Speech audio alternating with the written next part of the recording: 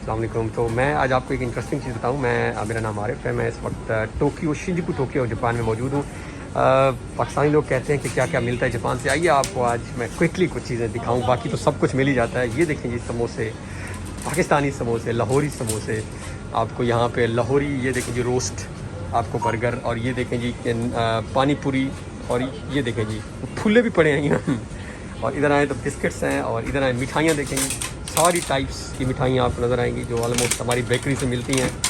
चमचम है जी। Prices of course ज़्यादा हैं। अब जिस तरह ये देखें, ये एक पीस जो है ये शायद 150 का है, तो अब ये उसकी प्राइस जितनी भी आप बना लें आगे तो यहाँ के हिसाब से प्राइसेस होंगी। और ये देखें जी इंपॉर्टेंट चीज़ें, जलेबियाँ। और ये जलेबियों का रेट भी लगा हुआ है कि 1100 ग्राम जो है वो 100 की है, और बाकी आप ऑफ कोर्स बढ़ती जाएगी तो बढ़ती जाएगी। और इधर आप आएँ तो ये आपको बिस्किट्स नज़र आएंगे, और ये देखें केबाब लगे पड़े हैं ताज़े, वो पीछे बन रहे हैं। और बिस्किट्स सारे आपको नज़र आ रहे होंगे, इवन निमकोज आपको नज़र आ रही होंगी।